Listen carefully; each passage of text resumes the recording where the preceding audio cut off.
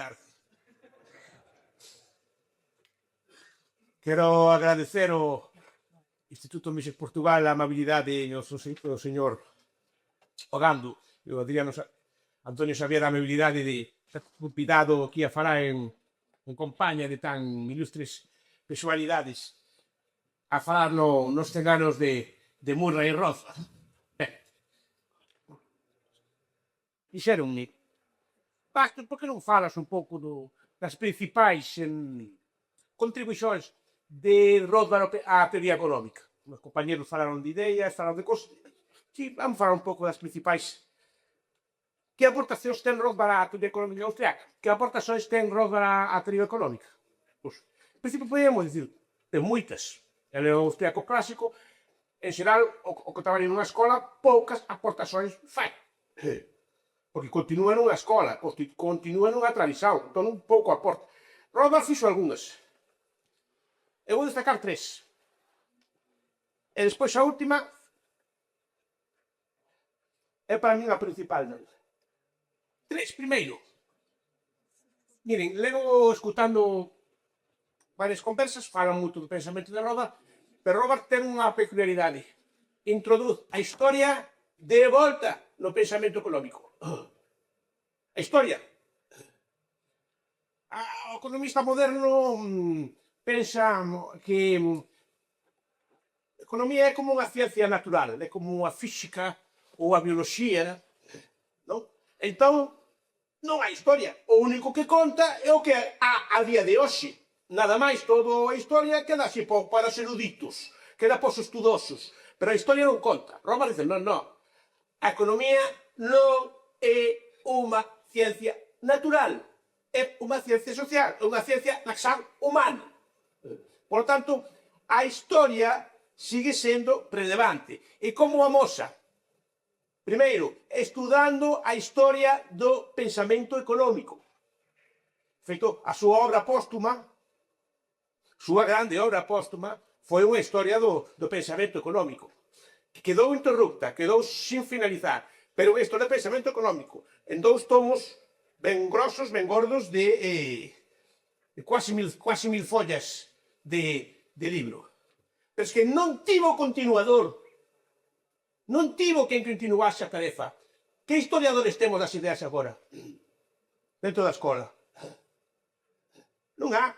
Porque seguimos a ver como unha cousiña menor. Esos pasos historiadores non somos xente de ciencia. Non. E ele demostrou que non. Demostrou o importante é ter unha boa historia do pensamento económico desde a perspectiva austriaca. Desde a perspectiva austriaca. E ele fixo de unha nova luz, como se traballa, como é o nome dun dos seus papers, de unha nova luz a historia do pensamento. Empezou a recuperar, eu cando li ese libro, a mí foi un dos máis me influiu na miña vida. A historia do pensamento económico. Que pode ser máis erudito, que pode ter fallos, sí, pero ele ve autores que eu vía con outros ollos, ensinoume a velos desde unha perspectiva austriaca. Ensinoume a recuperar, a facer arqueoloxía intelectual, a recuperar autores vellos e esquecidos e meteros dentro da tradición austriaca. E son dos seus lemas. Pero cuidado, non só a historia do pensamento, repito, que está, non hai continuadores, quitando algúns traballos, non há continuidade. Ningún de nós gosta de estudar a historia do pensamento económico, dende os nosos ollos. Estamos a veces coa escola de Salamanca, algunhas cosas así, que él tamén cita, pero non temos estudado eso. Pero non só estuda a historia do pensamento. Estuda tamén historia económica.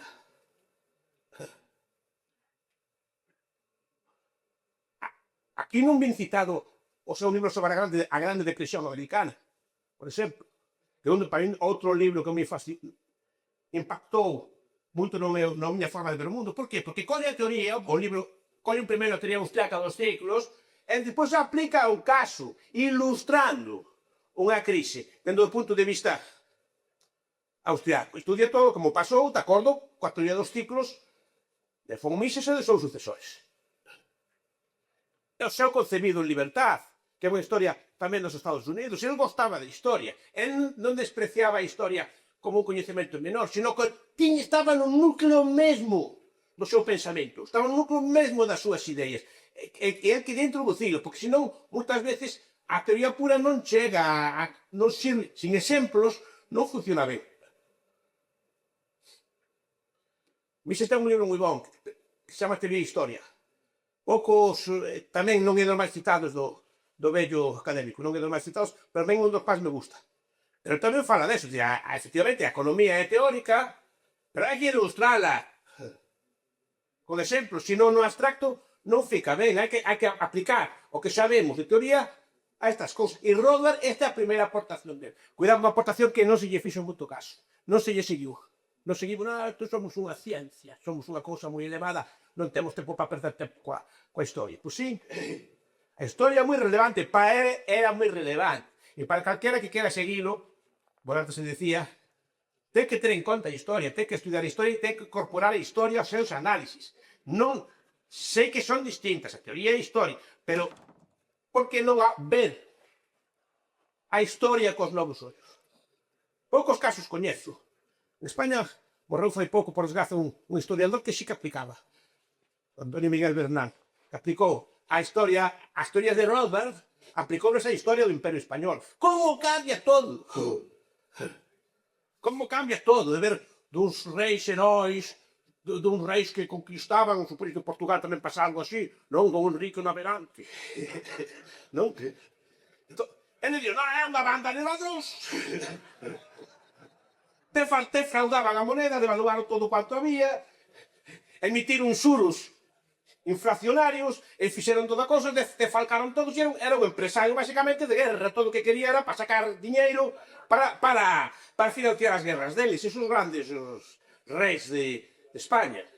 Como cambia o conto se aplicamos a teoría de Rothbard? Foi dos poucos que coñezo, se alguén coñece alguén máis me interesa, porque pouco tipo que conozco que aplicaba a teoría de Rothbard a economía real da época, porque estamos acostumbrados, non, os reis gastaban todas, non. Explicaba como facían e, cuidado, que non é privativo dos reis de España, é privativo de todos os reis da época, non é algo novo. Pero como cambia o conto de ver a historia que nos contaron cos soños da teoría económica de Rothbard, das teorías de Rothbard. Cambia todo. Entón, esa é a primeira aportación dele. A segunda xa foi citada antes. O señor Gómez falou dela, a teoría do monopolio. Que é unha teoría que a min sí que tamén alterou moito. En español foi publicada na revista Sader, cando non había nada traducido, era o único que había traducido de Rothbard, entón foi o único que conseguín. Impactoume moito tamén a teoría do monopolio, efectivamente, porque efectivamente toda empresa monopolista, pero cuidado, todos nós somos monopolistas de nós propios. Entón, a teoría do monopolio derrúbase en ese aspecto, pero cuidado, cando explica o prezo do monopolio, Rothbard explica moi ben, dicindo non é que o Estado é un monopolio e quere que todas as institucións son como elas, a imaxe e semellanza dela. Entón, o Estado é quen crea o monopolio entendido económicamente, non o monopolio no sentido robardiano. Se há un prezo de monopolio, é porque hai un Estado detrás. Repito, os cerebros do monopolio pensa que todos son como él e que actúan igual que él. Pero se hai un prezo de monopolio, se hai unha empresa única nun sitio, primeiro, en que sitio? Sempre falamos dun monopolio dentro dun Estado. É o que chamaba o vello Herminio Martins, un profesor portugués, chamaba o nacionalismo metodolóxico, que todos os eventos económicos, todos os eventos sociais temos a ver en clave de nación, en clave de Estado. Temos a ver tudo en clave de Estado. Entón, claro, un monopolio, pero un monopolio donde? Onde? Un monopolio, pois é un monopolio en Portugal, sí, pero se vou a Portugal vou comprar a Vigo e xa rompei un monopolio. Ou cando pasaba a min, cando en Vigo estaban caras as cousas, iba a Valença ou iba a Viana do Castelo e compraba lá. Entón, onde estaba un monopolio roto? O monopolio das telefónicas, o cártel das telefónicas. Moi ben. Repito, eu vivo moi perto de Portugal. E digo, é porque en España sei que pode haber un cártel de telefonías que fixaban os prezos, que falaba de trelas e poñían prezos, fixaban prezos de monopolio, prezos por riba do mercado. Xuan sangue. Dos traballadores, non? Pero digo, é porque por exemplo, non ven a Portugal Telecom, instalan uns postes e se achega a nosa cidade e rompe co monopolio. Quen non deixa ver a Portugal Telecom? O mercado ou o Estado español? Quen non deixa vir novas empresas a concorrer de fora? Quen pon un límite, regulações ou licenzas para que veñan empresas de fora? Os estados, non? Quen dá patentes, por exemplo, como tanto lle gusta o profesor Quinxela, non? Quen dá patentes copiadas, o mercado libre ou os dá os estados? Entón, se hai monopolios, se hai licencias, eso basicamente non invento. Tantos, vense esa porque o monopolio se dá a nivel de un estado, vense esa porque o estado impide que entren outras empresas na concorrencia. Non? E aí temos o segundo punto. Toda a teoría do monopolio ben desenvolta no que se refire, por exemplo, a toda a propiedade intelectual, toda referida ás licencias, aos permisos, aos mestos, é outro grande punto de Rothbard. O terceiro é o cálculo, que tampouco se fala dele. E máis, é un dos puntos para mí máis interesantes e que máis se poden desenvolver do pensamento rothbardiano. O debate do cálculo, como sabemos, é un dos principios fundamentais da escola austriaca, onde se funda a escola austriaca, non? No vello debate de Mises cos socialistas sobre a posibilidade ou non dunha economía socialista. O debate dos anos 20, que despois Mises desenvolve no seu libro Socialismo e noutras obras. El Rothbard tamén é con o tema. E ten un potencial subversivo e terrible. Si, señor, mire, é que o cálculo non só se aplica ao socialismo, o cálculo tamén se aplica ás empresas. O cálculo tamén pode ser aplicado ás políticas públicas. Que é unha política pública, por exemplo, unha política de Susquiza, unha política de infraestructuras, de obras públicas, de rodovías ou de estradas, non? Ou cualquier outra política educativa, por exemplo. Se non socialismos parciais. En sentido, que hai áreas da vida social que son explicadas ou fornecidas de forma socialista. Cuidado, e o debate de cálculo tamén se aplica a elas. Non da mesma forma como unha economía socialista total, porque hai algunhas referencias de prezos, pero sí que, por exemplo, quanto costa un profesor? Onde é que hai que localizar unha aula? A estrada quantas vías ten que ter? Que cualidade ten que estar a estrada? De onde a onde ten que ir? A rodovía non? Con que quantas locomotives ten que ter? Quantos vagóns ten que ter? Se son decisións políticas, non son decisións económicas. E ao final fracasa. Pero cuidado, me interesa especialmente o debate do cálculo económico nas empresas. Porque aí tamén que as empresas, as organizacións, alén de un punto tamén fracasan, tamén calculan mal, sobre todo por problema que chaman dos prezos de transferencia, non? Do problema de proveer prezos internos nunha organización. E quanto máis grande é, peor calcula. E é un tema super interesante, se afecta tamén os imperios, os tamaños, o tamaño das organizacións, e é un tema moi interesante porque ten un potencial de desenvolvemento tremendo, porque explica por que fracasan moitas organizacións, porque a vida promedio dunha empresa cada vez dura menos, dunha empresa grande, me refiro, cada vez está durando como 40 anos, se explican os ciclos de poucas empresas fracasan, estando en plenitude. Quen lembra a IBM? Ou a Kodak? Ou Olivetti? Pois eran todopoderosos, que ficou delas? E que ficará das que hai agora? Por que fracasan? E le explica, non, mire, chega a algún punto, e por que supera ese punto? Dice, superan ese punto moitas veces porque están apoyados polo Estado. O Estado subvenciona as grandes corporacións. Ven legalmente, ven con patentes, ven con privilexios de outro estilo. Pero, basicamente, incluso, ás veces, os Estados fan a guerra polas organizacións. Digo, se pode ter ese tamaño, subsistir, é porque o Estado, digamos, as permite. Porque o Estado subvenciona esas empresas. Senón, o tamaño das empresas, moitas veces, que as empresas capitalistas son como polvos gigantescos, enormes polvos, que chuchan. E cazan toda. Non, se son así tan grandes é porque alguén que os defende, cos armas detrás e cos impostos detrás. Ese é a diferenza. Pero o último, antes de rematar, eu que non nos ensina.